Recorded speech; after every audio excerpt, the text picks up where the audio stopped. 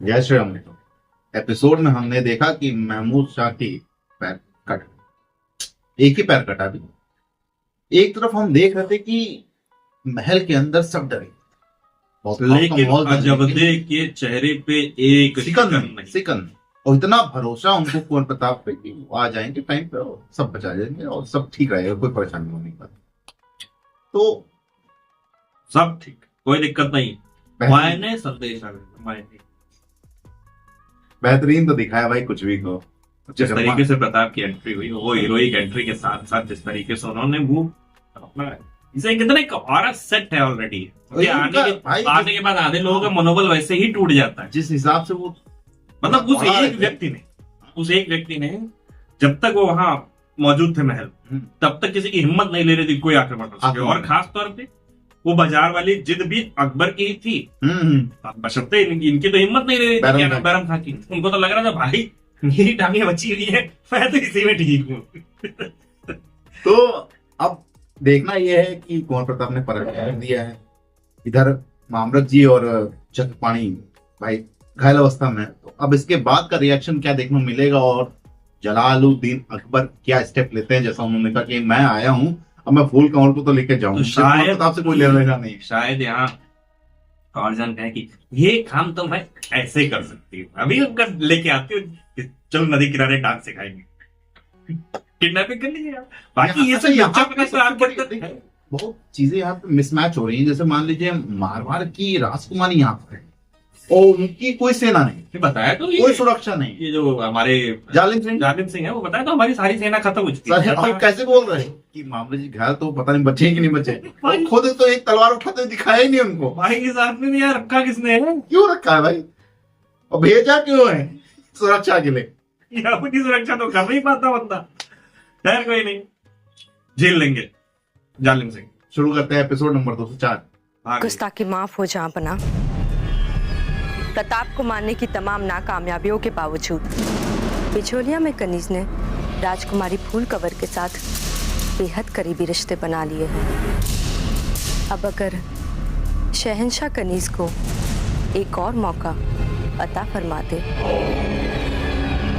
तो राजकुमारी full cover को हासिल करने की आपकी ख्वाहिश में मैं आपके काम आ सकती हूँ हुजूर। बस मुझे एक और मौका दे दीजिए और मैं वादा करती हूँ आपसे, इस बार मैं आपको शिकायत का मौका नहीं दूंगी जहां पर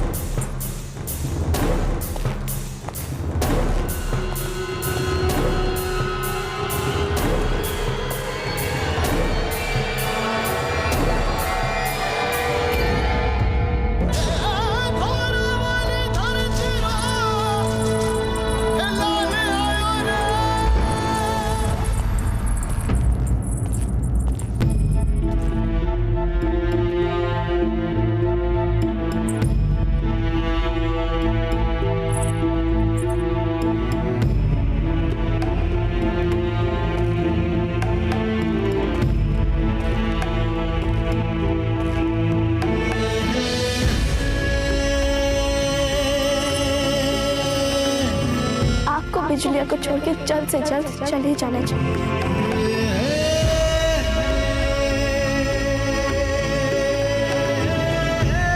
चक्रपाणी सुरक्षित और सुकुशल है। और राव जी कैसे? कह दीजिए वो ठीक है, कह दीजिए उन्हें कुछ नहीं हुआ। सकुशल है राव मामरक सिंह हंसाबाई जी।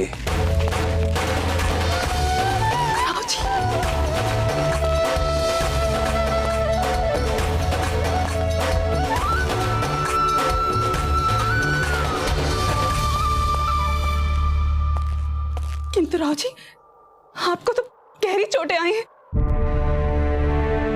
अरे ये तो योद्धा के आभूषण है हंसाबाई जी। यदि कुंवर प्रताप सही समय पर वहां नहीं पहुंचते तो आज अफगान बिचौलिया पर अधिकार जमा लेते। हमारे साथ मैत्री संधि करने के बाद कायरतापूर्ण आक्रमण के लिए तो महमूद शाह को दंडित करना ही था राव जी, ताकि कोई भी भविष्य में मेवाड़ के साथ मैत्री संधि करने के बाद उसका अपमान करने का साहस भी ना कर पाए। आवश्यक था इस संदेश को सभी राजाओं तक पहुंचाना। और रही बात श्रेय देने की, तो राव जी आज इस युद्ध की विजय के लिए यदि आपको किसी को श्रेय देना ही है तो वो श्रेय दीजिए अपनी आपकी जागरूक और समझदार पुत्री अजब अजब।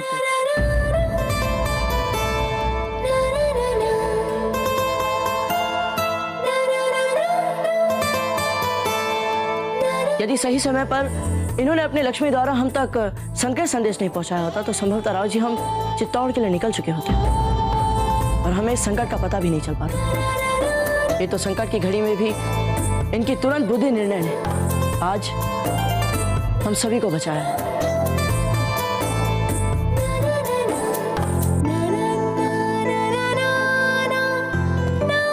अब हमें आज्ञा दीजिए। आज्ञा? हमारा काम पूरा हो चुका है समासी जी। अब इस समय गांव वालों को पुनर्वास के लिए हमारी अधिक आवश्यकता है। जिनके घर या तो तोड़े गए या तो जला दिए गए। किंतु कुंवर प्रताप, इस बात का निरीक्षण तो आप महल में रहकर भी कर सकते हैं ना।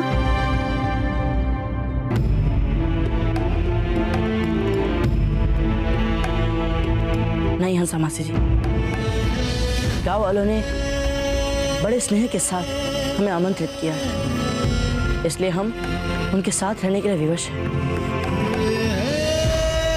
आशा करते हैं कि आप हमें रोकने का प्रयास नहीं करेंगे।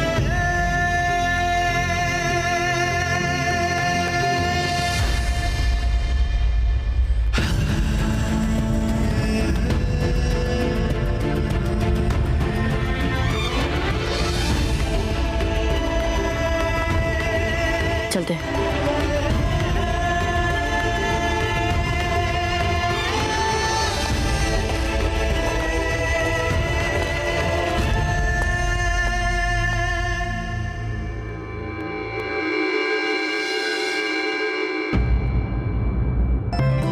पर बाबूजी राज, मैं एक बात समझ में नहीं है, आपके लिए यार तंबू में रहना इतना आवश्यक क्यों है जब आप सरलता से महल में रह सकते हैं? गांव वालों का आत्मविश्वास फिर से जगाने के लिए पूर्ण निर्माण में हमें उनके साथ रहना आवश्यक लगा।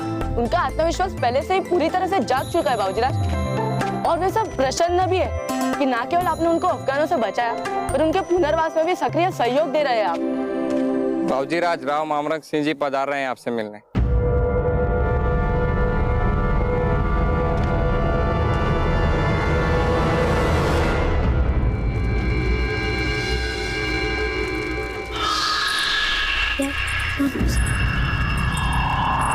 लाल भाई जी, यहाँ पे इतना सब कुछ हो गया और आपका कोई अता पता ही नहीं है।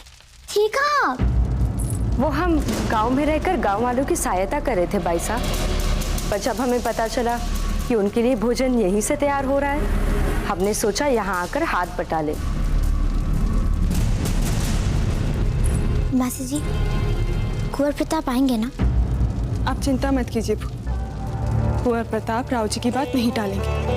उनके साथ कुंवर प्रताप अवश्य आएंगे, है ना जब दे?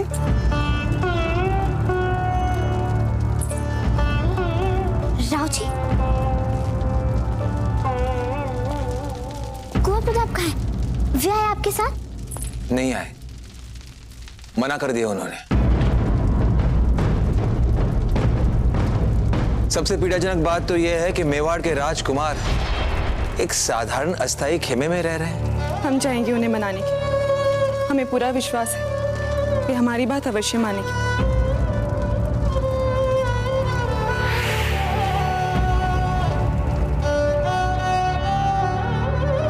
झोपड़े हो चाहे महल, इससे क्या अंतर पड़ता है समासी जी? हम तो यहाँ भी आप ही के हाथों का बना खाना खा रहे हैं। किंतु फिर भी कुंवर प्रताप। समासी जी, और कुछ मत कहिए, हम ठीक है यहाँ।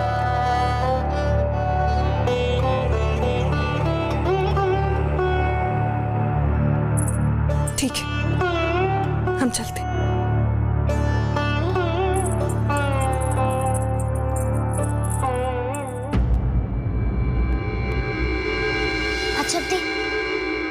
अच्छा दे, ये हमारा प्रिय लहंगा है, क्या इसे भी ग्रामीणों को दे दें? क्यों नहीं, आपके पास तो सैकड़ों ऐसे लहंगे हैं। वैसे आप तो कुछ भी पहन ले, सुंदर ही दिखती हैं।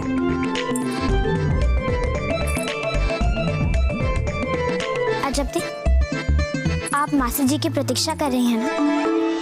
जी नहीं, यदि कुंवर प्रताप को महल में नहीं आना है तो वो उनकी इच्छा है।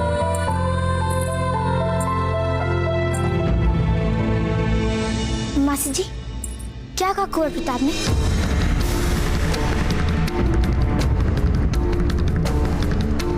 हमें समझ में नहीं आ रहा है, पता नहीं क्यों कुंवर प्रताप ऐसा अप्रत्याशित व्यवहार कर रहे हैं।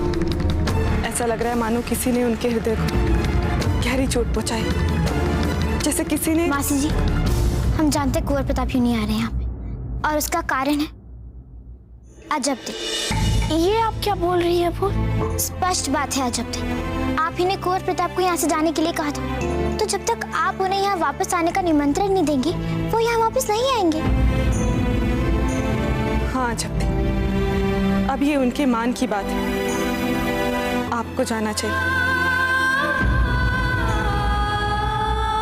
आप सबको अपनी ऊंचाई से भी गहरा गहरा गाड़ना है इन बांसों को धरती में, तब जाके घर सुदृढ़ बनेंगे।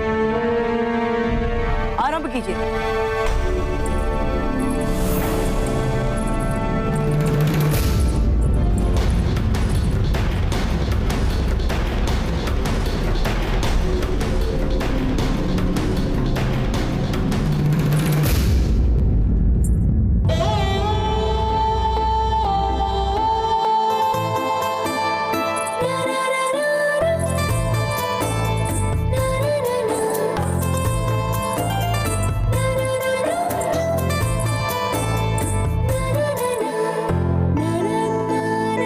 चल रहा है आप लोग का पुनर्वास काम?